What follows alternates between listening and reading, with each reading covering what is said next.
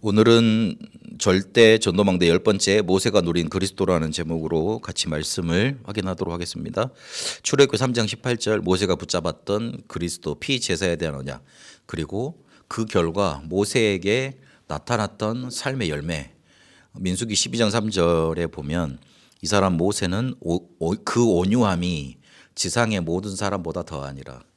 이건 번역이 조금 이렇게 많이 안 와닿는데요. 예전에 개역 한글에는 모세의 온유함이 지상의 모든 사람들보다 승하니라 이렇게 되어 있습니다. 그러니까 온유함이 다른 사람 차원을 완전히 초월했다는 뜻이죠. 승한다는 말은. 그래서 그리스도를 붙잡고 있었는데 이렇게 온유함이 어떤 사람보다 더 이렇게 높았다는 그런 열매를 맺고 그렇게 우리 길을 안내해 주고 있습니다. 성경은 종교로는 해결할 수 없는 문제, 그리고 지식으로는 이해되지 않는 재앙, 선행으로는 풀 수 없는 흑암에 대해서 알려주고 있습니다. 그게 다 영적인 사실에서 온 것들입니다. 문제, 재앙, 흑암, 이런 저주와 멸망의 것들이 결국은 영적인 문제에서 오는 것들입니다. 그래서 성경은 그 본질과 그 정체에 대해서, 영적인 문제가 어떤 본질을 가지고 있고, 그리고 그 영적인 문제를 가져다 주는 그 존재가 어떤 존재인지 알려주고 있습니다. 그래서 제일 먼저 말하는 게 뭐냐면 사단이 파놨고, 그리고 거기에 걸려든 인간이 걸려들었습니다. 함정에 대해서 말을 해주고 있습니다. 하나님을 떠났던 에덴 동산 사건에 대해서 말을 하고 있습니다. 하나님이 최초의 인간 아담과 하와를 만들었는데 그 아담과 하와가 하나님의 언약을 깨트리고 하나님을 떠나게 된 사건, 그 사건에 대해서 말을 합니다. 그때부터 창세기 3장 16절부터 20절에 보니까 모든 저주가 다 찾아 들어왔다. 그리고 사랑하는 사람들 사이의 관계가 깨졌다. 그리고 우리가 하는 모든 일이 고통이 됐다. 그렇게 말을 해주고 있습니다. 그래서 하나님을 떠나서 실제로 죽음 속에 이르게 됐고, 그래서 창세기 3장 21절에 보니까 가죽 옷 피의 비밀이 없으면 안 된다. 창세기 3장 15절 여자의 후손이 오셔야만 된다. 그래야만 된다. 에덴 동산 사건을 말해주고 있습니다. 창세기 3장을 자세히 쭉 읽어보면 뱀이라는 존재가 나타납니다. 그 뱀이 인간을 유혹합니다. 근데 뭘 가지고 인간을 유혹하냐면 하나님이 인간과 창세기 2장 17절에 반드시 죽으리라고 했던 행위 언약, 그거 가지고 건드립니다. 그 뱀은 계시록 12장 1절에 9절까지 보니까 사단 마귀다. 그렇게 딱 못을 박아놓고 있습니다. 다르게 해석하는 분들도 있던데요. 다르게 해석하면 어떡할 거예요? 그럼 옛날에 뱀이 말을 했다는 뜻입니까? 그렇게 해석을 하더라고요. 그러면 뱀만 말을 했을까요? 다른 존재도 다 말을 하지 않았을까요? 그래서 아담과 하와 이후에 그게 그랬을까요? 그걸 말해주고 있는 게 아닙니다. 뱀이 말을 했느니 아니면 뱀이 친구였느니 그걸 말해주는 게 아니고 이 흑암 존재, 사단이란 존재가 인간을 유혹을 했다. 그 부분을 짚어주고 있는 겁니다. 그게 본질입니다. 우리는 자꾸 다른 거 아닌 거예요. 그거에 관점을 두고 있는데 진짜 말해주고 싶은 거는 인간이 스스로 범죄했는데 누가 그 함정을 파놨냐, 걸려들 수 있도록 사단이란 존재가 있었다. 우리 인간의 문제도요, 내가 뭔가 이걸 잘못했는데 이렇게 잘못이 딱 결과로 나타나요. 그렇게 A는 B다 이런 식으로 풀 수 있는 문제가 그렇게 많지 않습니다. 그렇게 많지 않아요. 뭔가 이렇게 복합적으로 꽉 쌓여 있다가 한 번에 본물 터지듯이 뻥 터지고 확 쓰러지는 문제가 인간의 문제, 인생의 문제 대부분입니다. 성경은 인생 모든 문제의 근원을 창세기 3장에서 시작됐다고 말을 하려고 그 사건을 끄집어낸 거예요. 근데 복잡하게 말해주면 이해하기 좋고 받아들이는 사람도 있는 반면에 자기 좀 이렇게 이렇게 지능이 아니면은 이렇게 머리가 너무 복잡한 건 이해 못하는 그런 수준에 있는 사람도 있을 것 아니에요. 그 사람도 이해할 수 있도록 쉬운 얘기로 시작을 한 거예요. 저는 그래서 정말 진리라고 생각이 돼요. 너무 철학적인 말로 말을 해버리면 나는 싫을 것 같아요. 다른 사람은 좋을지 모르겠는데 나는 싫을 것 같아요. 근데 그냥 얘기로 시작을 해요. 그냥 이야기로 시작을 해요. 그런데 거기에 흑암 존재의 본질을 영적 문제의 사실에 대해서 밝혀놓고 있습니다. 그런데 하나님을 떠났다고 무슨 일이 벌어집니까? 사람들이 이 생각을 하더라고요. 내가 하나님 안 믿는데 잘 살아가는데. 그렇지 않아요. 창세기 6장에 보니까 세상이 발전했습니다. 창세기 5장에도 보면 세상이 많이 발전했잖아요. 그런데 그 뒤에 보면 어떻게 됩니까? 사단에게 잡히는 시대가 옵니다. 그걸 네피림 사건이라고 성경은 창세기 6장 4절 5절까지 보니까 말하고 있습니다. 창세기 6장 4절에서 5절 그 네피림을 하나님은 가만히 두실 수가 없었어요. 그러니까 하나님이 세상에서 사람들을 지었음을 한탄하고 그래서 완전히 쓸어버리겠다고 작정을 하시는 그런 사건까지 오게 되는 거예요. 네피림이 계속 있으면 어떻게 되죠? 네피림 위에서 떨어진 자 명사형이거든요. 나팔의 명사형이에요. 쉽게 말하면 귀신한테 사로잡힌 자, 사단한테 사로잡힌 자. 이 사람들이 계속 많아지면 어떻게 되죠? 영적으로 흑암이 계속 번져 나가는 거예요. 그러면 그 번져 나가는 걸 막으시려고 하나님이 재앙을 주실 수밖에 없는 거예요. 하나님 떠나서 잘 살 수 있다? 아닙니다. 반드시 잡히는 때가 옵니다. 잡혀 삽니다, 솔직히. 근데 이게 확연하게 드러나도록 그렇게 망하는 시간표가 옵니다. 그래서 결국은 어떻게 됩니까? 하나님께 대적하게 되어 있습니다. 하나님께 대적해서 결국은 아무것도 남지 않는 우르르 무너져 버리는 바벨탑이 되고 맙니다. 이 성경 속에 창세기 3장, 6장, 11장 속에 사단이 파놓고 인간이 걸려든 함정, 아무도 가르쳐 주지 않는 사실, 그리고 솔직히 더 정확히 말하면 아무도 가르쳐 줄 수 없는 거예요. 네가 잘못해서 문제가 온 거야. 좀 더 나가면 네가 네 운명 때문에 그렇게 된 거야. 그리고 더 쉽게 말을 하면 네 팔자야. 그렇게 많이 말을 하지 않습니까? 그게 문제라고 우리한테 세상은 말을 합니다.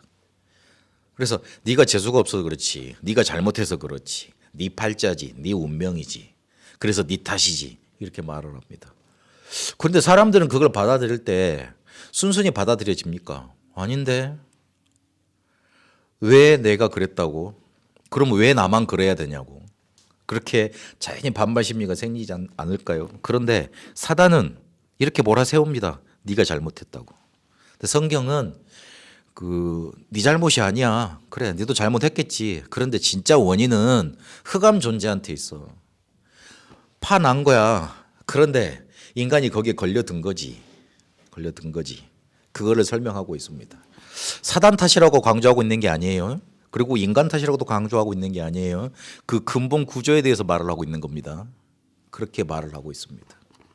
그런데요, 이거를 해결하려고 또 누구한테 속게 되냐면 사단한테 속게 됩니다. 사단이 그래, 네 문제 있지, 너 운명 속인 것 같지, 네가 지금 실패해 와 있지. 그러려면 내가 만들어 놓은 종교 그리고 내가 이렇게 부리는 종들한테 네 인생을 맡겨봐. 그리 생겨난 게 뭐냐면 무속과 점술과 우상입니다. 사단이 이거는 제시해 놓은 겁니다. 그 교리들을 보세요. 아주 찬란한 교리들 같지만 결국에는 누구를 숭배하냐면 사단 숭배합니다. 불교의 고승들이 남긴 말들이 있습니다. 부처는 사단이다. 그런 말들이 있습니다. 그 사람들은 얼마나 깊은 경지에 들어갔는지 그걸 깨달은 것 같아요. 직접 만나봤는지도 모르겠지만 그런 말들을 남겼습니다. 인간이 허우적대고 있으니, 인간이 이 함정 속에 빠져서 허우적대고 있으니 자기가 파놓고도 자기가 해결책을 제시한다고 뭘 제시를 했느냐? 종교, 무속, 점술, 우상 이런 것들을 틀로 만들어서 이렇게 요 틀에 들어오면 빠져나올 수 있어. 그러면서 우리 인간에게 제시를 한 겁니다. 무당한테 찾아가면 안 됩니까? 그거 문화 아닙니까? 그렇게 얘기를 하던데요. 아닙니다. 귀신한테 사로잡힙니다. 다시 한번 강조하는데 그 금목자학이란 말이 있어요. 까만 옆에 그 뭡니까 이렇게 까만 묵 있잖아요. 글 쓰는 옛날 거 있잖아요. 그거 가지고 있으면 제가 만년필을 좋아하는데 만년필 쓰는 사람들은 항상 이 손에 보면 만년필 잉크 자국이 있습니다. 해고 나면 가라면 묻게 돼 있어. 어쩔 수 없이 묻어요. 쓰다 보면 흘러 나온다고요. 그런 것처럼 점 많이 치러 다니잖아요. 들립니다. 들리게 돼 있어요. 그거 모르더라고요. 그리고 그 배워서 이렇게 뭐 사주 그거 뭐 이렇게 철학관 이렇게 한다 그러잖아요. 그거 10년 20년 하면 절대망대 흑암 절대망대가 안 생길까요? 들립니다. 반드시 들리게 돼 있습니다. 그러니까 사람 딱 오면은 뭔가 이렇게 탁 봐서 이렇게 탁 알아맞히고 그러잖아요. 그런다니까요. 분명히 신 안 받았음에도. 그리고 무속이 좋아가지고 점 좋아가지고 막 따라다니는 사람들 있죠. 그 반무당이에요. 반무당이란 말은 무슨 말이죠? 자기도 들린 거예요. 그 굿만 안 했을 뿐이지. 사람들이 그걸 모르더라고요. 자기가 이렇게 좋아하고 막 따르는 사람들 있잖아요. 그 사람 따라가게 돼 있어요. 근데 뭐 점이 좋아가지고 불안해가지고 찾아갔던 계속 가다 보면요 들리게 돼 있습니다. 세상에 삼투압 작용이라는 것도 있잖아요. 우리가 그 중학교 시절에 고등학교 시절에 배웠던 거 그렇게 흘러간다니까요. 세상의 위치도 그런데 영적인 거 왜 안 그러겠어요? 그래서 귀신한테 사로잡히면 어떻게 되느냐? 해결되지 않는 영적인 문제와 그로 인한 육신적 제약이 계속 찾아옵니다. 해결되지 않은 영적인 문제만 오는 게 아닙니다. 그와 동반된 육신적인 재앙이 계속 찾아옵니다. 그리고 반드시 주기가 있습니다. 이렇게 한 달 기간으로 아프든지 아니면 15일 기간으로 아프든지 막 그런 기간이 찾아옵니다. 제가 무속 현장에서 무당들 만나가지고 이야기를 좀 나눠보고 그랬었는데 자기가 신 받기 전에 그 맨날 주기적으로 몇 달에 한 번씩인가 그렇게 그 119에 실려갔대요. 한 번은 자기가 배가 너무 아파가지고 떼굴떼굴떼굴 굴른 거예요. 배에 복수가 차니까 갑자기 이때는 배가 훅 이렇게 배에서 물이 차면 얼마나 아프겠어요. 그 위에 조금만 뭐 들어봐도 아프잖아요. 너무 떼굴떼굴 그러니까 119 불러가지고 이제 병원에 갔는데 찍어보니까 아무것도 안 나와. 맹탕이요. 뭐 원인이 있어야 될 거 아니에요. 그 의사도 황당하죠. 그냥 진정제 투여하고 그냥 조금 있으면 괜찮을 거라고 퇴원시킨 거예요. 또 집에 오니까 또 괜찮아. 그런 걸 계속 반복을 한 거예요. 그래가지고 교회 찾아가가지고 해답을 달라고 그러고 한다니까. 그리고 옆에서 그 소리를 듣더니만 네 신병 같다고 같이 이렇게 무당 한번 찾아가자고 신 받고 무당 됐다 그러더라고요. 교회 다녔어요 그 사람도. 그런 사람들이 수직이 부직이수요 보니까. 진짜 이렇게 학사모 이렇게 있잖아요. 자기 이렇게 어디 졸업했다고 그 쓰고 있는 거 있더라고요. 개 중에는 성경 신학교 나왔던 사람들도 있다고 합니다. 그 말은 시달려서 신학교까지 가봐가지고 내가 사명자 돼서 이걸 떼보겠다고 그렇게 간 거잖아요. 많습니다. 근데 그 사람들이 교회에 가서 목사님들한테 이렇게 상담을 할 거 아니에요. 그럼 목사님들이 손을 잡고 그러더래요. 정신 차려라. 요즘에 교회 귀신이 어딨냐. 당신이 정신과 약을 먹고 정신적으로 이렇게 마음을 안정을 시키면 그건 낫는다고. 아니면은 그 신비주의 있잖아요. 막 귀신 때려잡는다고 쫓아내주고 그런 데밖에 없더래요. 결국에 만난 게 무당이었다 그러더라고요. 그게 지금 우리가 살고 있는 현실의 문제입니다. 근데 이게 사단이 우리 인간의 문제를 해결할 수 있다고 제시해 놓은 틀이라니까요. 근데 거기에 묶여버리는 거예요. 그런데 어떤 그 틀에 사로잡히면 어떤 올무에 우리가 걸려버리게 되냐면 내가 주인이 아니라 사단 마귀가 주인인 그 상태에 걸려버리고 맙니다. 마귀가 주인이니까 뭘 하게 되냐면 하나님 아닌 것을 신이라고 숭배를 해요. 우상 숭배를 합니다. 그러면 그때까지는 괜찮아요. 우상 잘 만들고 섬기는 때까지는 괜찮다니까요. 그러면 그 뒤에 오는 문제들이 어떤 문제가 오냐면 이유 없는 시달림이 찾아옵니다. 마태복음 12장 43절 45절에 보니까 마귀가 우리 속에 집 지어놓고 들락날락합니다. 거주하면서 확 시달리게 합니다. 그 정신병 중에 딱 갇히는 병도 있지만 귀신 들려서 점치는 병도 있지만 제일 많은 병이 뭐냐면 이유 없는 시달림이에요. 그러니까 이유 없이 시달리니까 뭐가 안 돼요. 그러니까 무능으로 찾아오고 무기력으로 찾아와요. 뭐 하기가 싫어. 뭐 하기가 싫다니까요. 그래가지고 뭐가 잘 안 돼. 하기가 싫으니 뭐가 될 리가 있습니까? 억지로 하는데 그게 무슨 전문성이 나오겠어요? 안 나오잖아요. 그냥 은근히 하는 거지. 그렇게 돼버립니다. 그리고 사도행전 16장 16절부터 18절 보니까 정신병 중에서도 귀신 들리는 병이 있습니다. 그래가지고 점쟁이로 나서야 되는 병. 아까 말했던 그 무당들 얘기 있잖아요. 그런 병들. 더 심각한 거는 마가복음 5장에 보니까 자기 자신을 잃어버릴 정도로 사단에게 잡힌 정신병. 그건 좀 극소수에 달하고요. 근데 요즘 이 조현병 같은 이런 증세들이 많이 나타나고 있다는 거. 이 정신 문제로 찾아옵니다. 이 정신 눈에 보이지 않는 부분을 파괴해 놓고 어디를 건드리냐면 육신의 문제를 건드립니다. 사도행전 8장 4절에서 8절까지 보니까 영적 문제 때문에 와 있는 고질적인 문제로 건드립니다. 그리고 삶 속에 뭘 뿌리내리게 만드냐면 무능력과 무기력을 뿌리내리게 만듭니다. 그러면 내가 뭔가 할 수 없으니까 뭐가 나타나겠어요? 경제 문제로 나타나는 거예요. 그럼 경제 문제 오면 자기 뭐가 파괴가 되죠? 가정이 파괴가 됩니다. 가정을 이끌어 갈 수 있는 뭔가 이렇게 기반이 돼야 될 거 아닙니까? 근데 그것들을 다 잃어버리게 만들어요. 결국에 그래서 이 세상 것만 먹고 사는 거, 이 세상에서 먹고 사는 것만 챙기게 돼 있고, 그리고 내 이익과 내 만족, 쾌락을 최고조로 택하는 길을 선택합니다.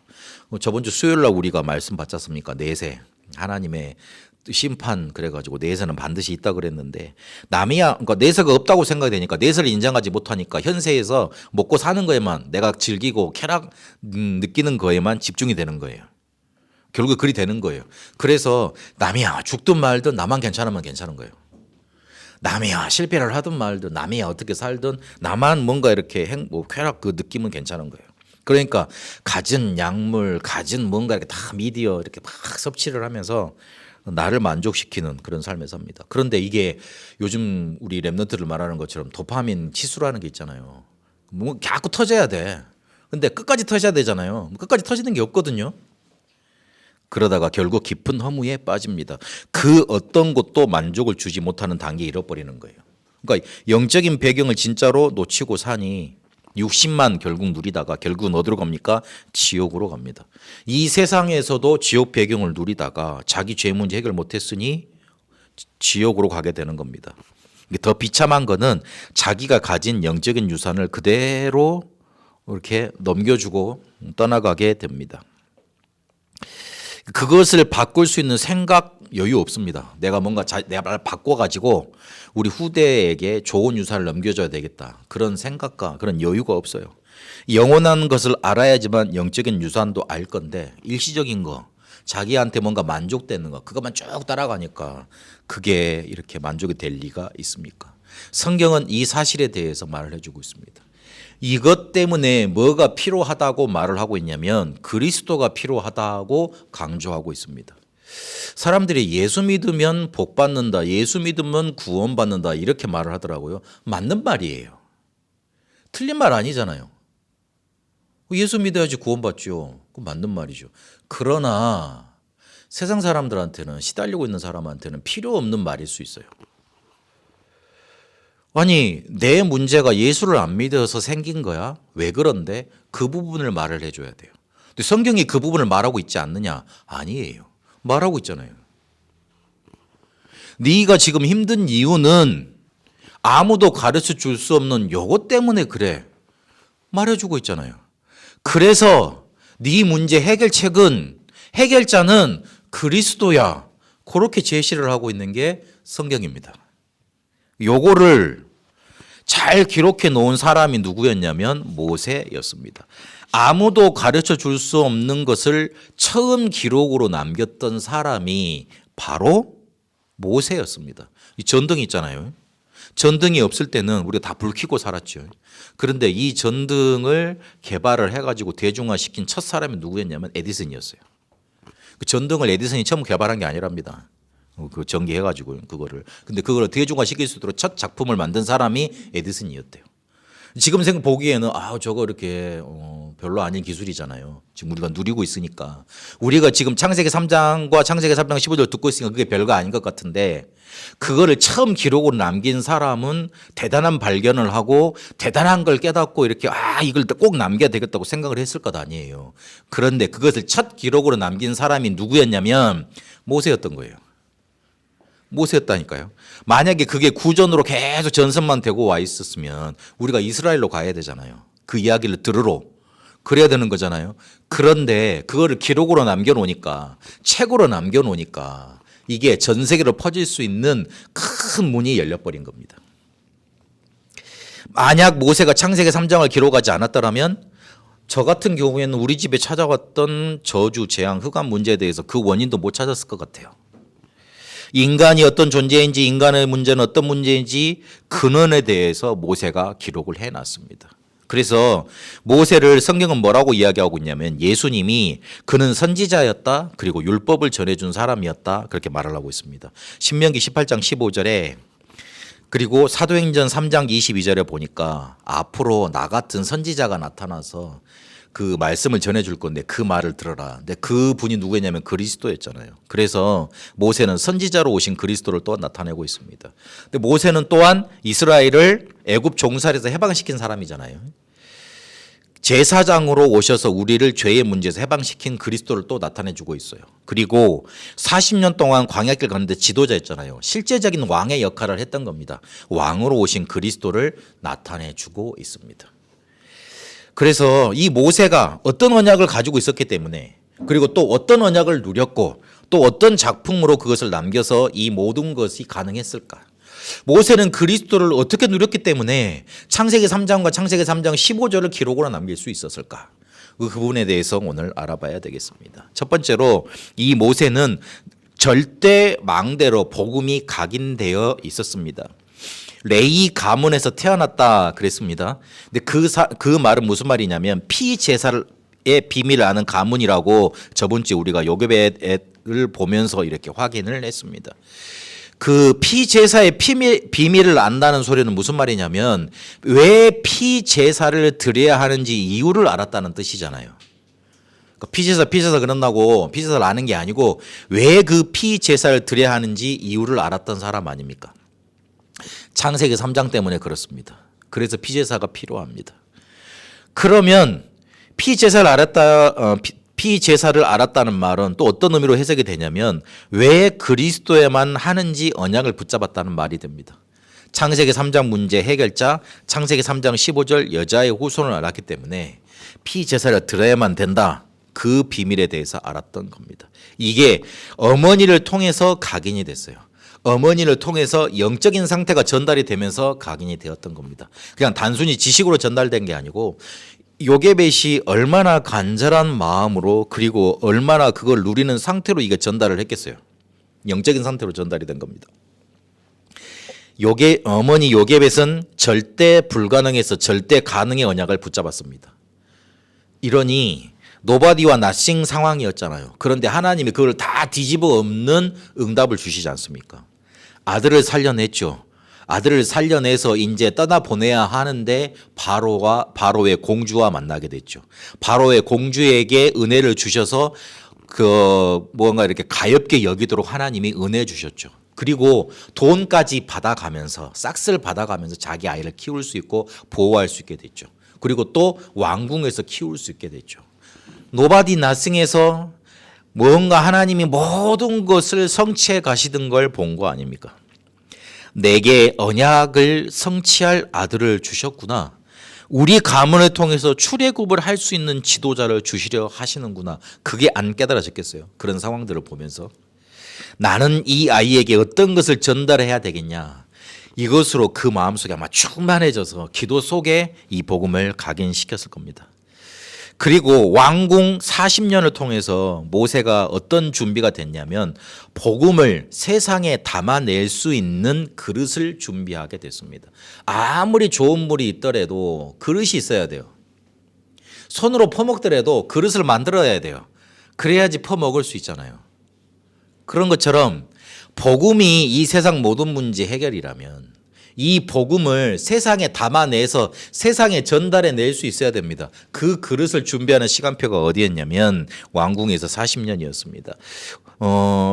전승되기로는 대학에서 건축, 병법, 법률, 정치 이런 것들을 다 쌓았다 그랬습니다. 그러니까 광야 40년 동안 백성들을 이끌어갈 수 있었죠. 그리고 한 국가를 이끌 수 있는 지도자로 또 세상의 복음을 전할 수 있는 그릇으로 준비되었던 겁니다. 복음이 절대망대로 각인돼 있었던 이 모세가 기도로 언약이 뿌리 내려지는 여정을 가게 됩니다. 그래서 절대 여정을 갈 수 있었습니다.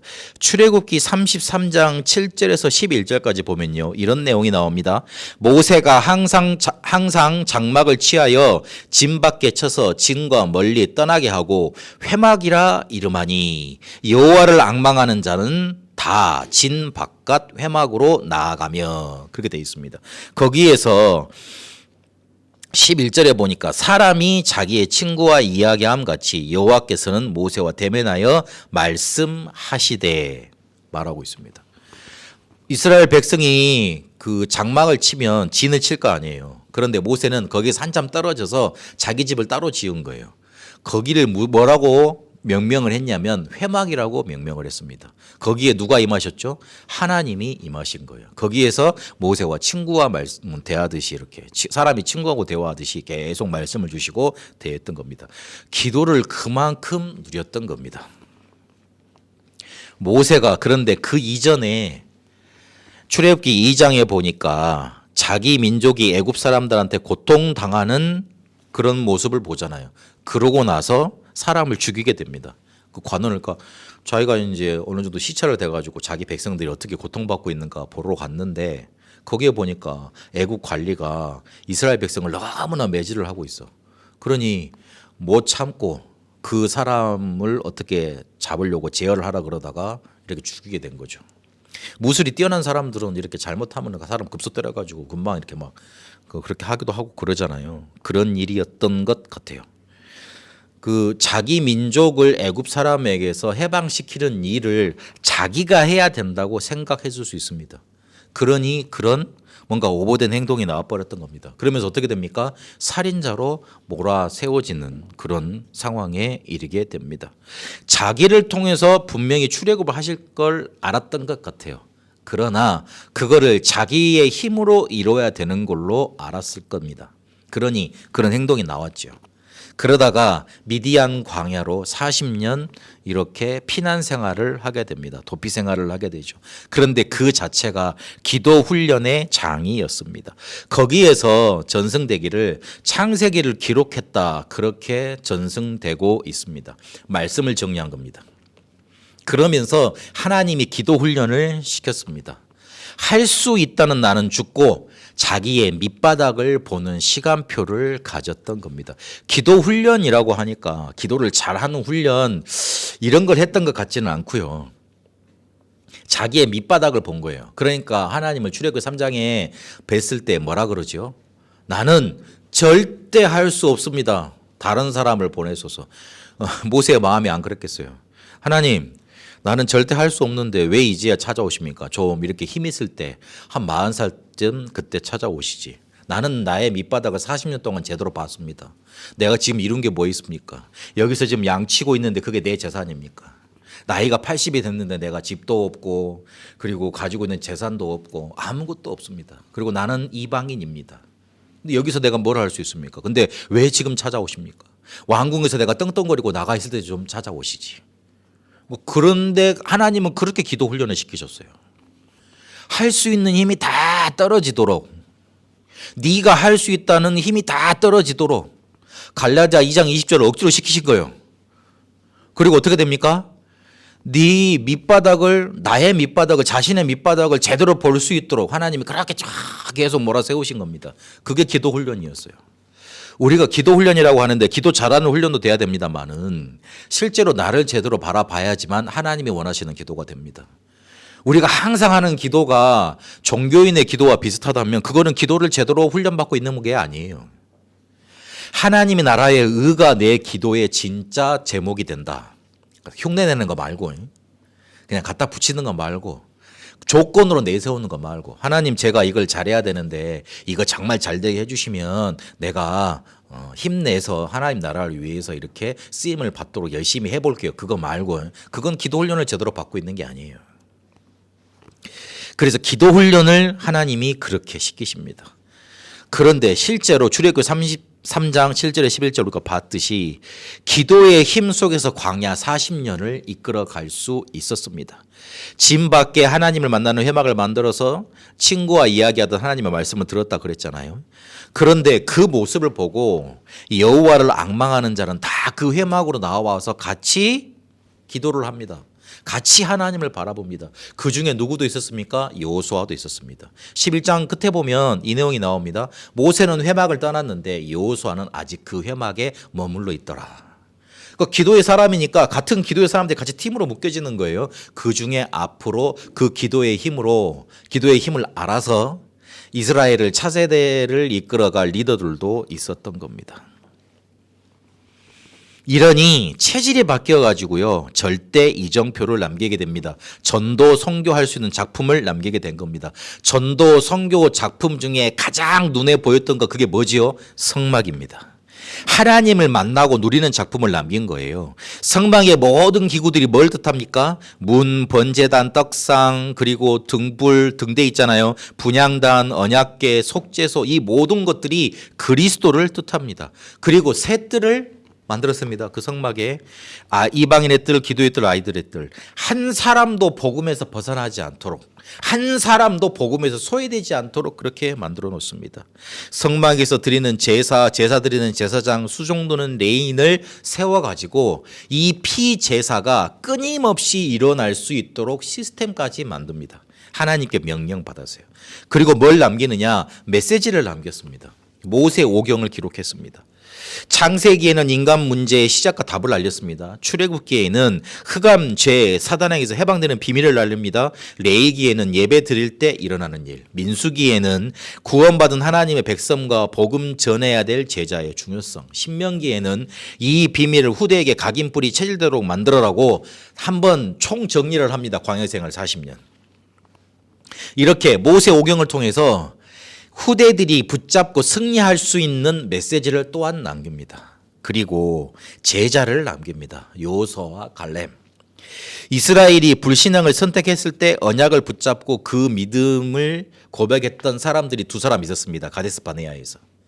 먼저 정탐하라고 정탐꾼을 12지파에서 그 차세대 리더들을 뽑아가지고 보내잖아요. 그런데 10명은 안 된다 그랬어요. 근데 2명은 된다 그랬어요. 그 2명이 누굽니까? 여호수아와 갈렙. 그 여호수아는 출애굽기 33장 11절에 보니까 모세가 회막을 떠났는데도 회막을 떠나지 않냐고 기도에 집중하는 비밀을 가지고 있었던 기도의 사람. 갈렙은 여호수아 14장에 보니까 가장 어려웠을 때 안악산지를 차지했던 사람. 그 어려움 닥쳤을 때 뒤로 빼는 사람들 많잖아요. 딴 사람들이 하겠지. 그리고 두려워서 머뭇머뭇 거리는 사람들이 많잖아요. 자기 이익 손해 계산해보고 뒤로 물러서는 사람들 많잖아요. 그런데 그러지 않았어요. 갈렙은 내게 이익 손해가 안 되든지 그리고 가장 어려운 곳이든지 그런 거 상관하지 않았어요. 이유 없었어요. 감사 속에서, 언약 속에서, 믿음 속에서 이스라엘이 가장 어려울 때 나섰습니다. 그 두 제자를 남겼습니다. 누구보다도 그 어떤 사람보다도 그리스도를 누렸던 모세. 복음이 각인돼 있었고 그 복음을 기도로 뿌리내리고 또 체질 바뀌어져서 전도 선교의 작품을 남긴 사람. 절대 망대, 절대 여정, 절대 이정표로 그리스도를 누렸던 사람. 그 사람이 모세였습니다. 그 모세가 우리에게 남긴 길이 있습니다. 그래서 우리는 또한 그 길로 인도받으면 됩니다. 어떤 길을 우리에게 남겼냐면요. 민수기 12장 3절 오늘 읽었습니다. 모든 것을 축복으로 누렸기 때문에 모든 것이 문제되지 않았습니다. 이스라엘의 모든 문제가 그에게로 몰려왔어요. 광야길 가는 동안 일어나는 모든 문제가 그의 책임이라고 사람들이 몰아세웠습니다. 어떤 대통령이 했던 말이 기억이 납니다. 자기는 눈을 떠가지고 비가 와도 자기 탓이라고 생각이 되더래요. 눈이 와도 뭐가 잘 돼도 잘못돼도 다 자기 탓이라고 생각이 되더래요. 그래서 사람들이 그렇게 탓하면 그래 내 책임이구나 그렇게 생각이 됐다 그러더라고요. 지도자가 그렇습니다. 상상할 수 없는 그런 압박감과 그런 책임감 속에 지내가야 됩니다. 그리고 그것만 한 게 아니에요. 때만 되면 모세의 권위에 도전했어요. 민수기 12장 3절이 어떤 배경에서 나온 말입니까? 모세가 이제 아내 그 시보라가 있었잖아요. 죽었어요. 그 다음에 구스 여자를 택해가지고 재혼을 합니다. 그러니 모세의 누이 미리암이 나와가지고 야, 너만 하나님과 말씀하고 너만 하나님을 뵙냐? 우리도 뵙지 않느냐? 네가 지금 하는 일이 마땅치 않다. 따진 거예요. 모세의 권위에 도전한 거예요. 그런데 하나님이 열을 내세요. 모세는 그냥 허허 하고 웃어 넘겼어. 근데 열은 누가 내세요? 하나님이 내신 거예요. 모세는 그런 것들, 자기의 권위에 도전하는 것, 실제적인 왕 아닙니까? 왕한테 어떻게 덤빕니까? 그런데 그래도 허허 하고 넘어갔어요. 그런 것들을 문제 삼지 않았어요. 왜 그랬죠? 자기한테 문제 아니니까. 자기한테는 그게 문제가 되지 않으니까 그러든 말든 오히려 자기 탓이라고 책임을 돌렸고 이스라엘이 잘못하면 이스라엘의 중보자로 하나님께 나아갔습니다. 가나안 가려면 당연히 필요한 여정이잖아요. 가나안 가려면 당연히 있어야 될 거잖아요. 그리고 우리는 가나안 가야 되잖아요. 방황, 길 막힌 거, 핍박, 갈등, 위기, 그리고 내 안에 무능, 무기력, 실패, 실수 그 모든 것들이 필요해서 하나님이 주신 것들입니다. 그래서 그 속에 있는 나는 하나님의 가장 긴밀한 관심을 받고 있는 상태인 거예요. 이 속에 혹시 있는 사람들 있잖아요. 문제 속에 있는 사람들 있잖아요. 하나님의 가장 축복된 시간표로 지금 인도받고 있는 겁니다. 나는 힘들어서 막 죽을 것 같은데 하나님은 나에게 가장 관심을 쏟고 계신 거예요. 그래서 하나님의 시선으로 나한테 와 있는 문제를 봐야 됩니다. 그게 믿음입니다. 믿음은 반드시 역사합니다. 역사 뒤에는 반드시 응답이 따라오게 되어 있습니다. 우리가 그 길로 가야 됩니다. 그리고 신명기 33장 29절 우리가 예배 드리면서 처음 이렇게 선포했던 말씀입니다. 이 사람은 모세는 하나님을 만났고 누렸기 때문에 행복자였습니다. 모세의 마지막 말이었습니다. 이스라엘아, 너는 행복자로다. 그러고 끝냅니다. 모세가 신명기의 마지막 말을 이스라엘아, 너는 행복자로다. 이렇게 끝난다니까요. 자기가 행복했으니까. 자기가 하나님을 만나고 누리는 그 기쁨 속에서 광야 40년을 이끌림을 받았으니까. 화내고 열내고 그런 장면도 나옵니다만은 그게 자기한테 문제가 되지 않았어요. 왜냐? 자기는 행복했으니까. 광야길이 어떤 사람한테는 초죽음의 길이었어요. 정말 싫은 길이었어요. 그러나 모세한테는 행복의 길이었어요. 왜냐하면 모세는 행복자였으니까. 그는 구원받지 못한 상태가 어떠함을 알았습니다. 이스라엘이 어떤 저주, 재앙, 흑암 속에서 구원받았는지 왜 구원이 필요한지 알았습니다. 창세기 3장 절대 불가능을 알았고 창세기 3장 15절, 출애굽기 3장 18절 그리스도의 비밀을 제대로 알았습니다. 행복자였죠. 그 사람이 행복자예요. 하나님을 만나고 누리는 비밀 속에서 나오는 힘으로 일했고 광야 40년을 이끈 거예요. 우리 렘넌트들도 일 공부 이전에 하나님을 만나고 누려야 됩니다. 그 속에 행복이 있습니다. 그 사람이 바로 행복을 아는 사람입니다. 그 행복 속에서 일하고 공부해야 됩니다. 나는 행복자이기 때문에 그래요. 동의를 안 하시더라도 하나님이 그렇게 여러분 축복하셨습니다. 아멘. 모세는 참으로 행복자였습니다. 그러니 그의 인생길이 행복 속에 넘쳐나는 힘 가지고 이끌림을 받았고 또 행복으로 행복자라고 선포하면서 마무리하게 됩니다. 여러분도 모세가 갔던 길을 가게 되시기를 축복합니다. 모세가 누렸던 그리스도를 여러분도 충만하게 누리시기를 축복합니다. 살아계신 하나님 감사합니다. 모세가 누렸던 그리스도를 또한 우리도 누리기를 소원합니다. 하나님을 만나고 누렸던 행복자였던 모세, 절대 망대로 복음이 각인되었고 기도 속에 언약을 뿌리내리며 절대 여정을 갖고 전도 선교의 작품을 남긴 절대 이정표를 남겼던 것처럼 우리도 그렇게 그리스도를 누리기를 소원합니다. 아무도 가르쳐 줄 수 없는 사실을 발견하고 그리스도를 붙잡고 그 그리스도로 참 행복 속에 들어가며 이 그리스도를 전달하는 행복자의 길 속에 인도받게 하옵소서. 살아계신 우리 주 예수 그리스도 이름으로 기도합니다. 아멘.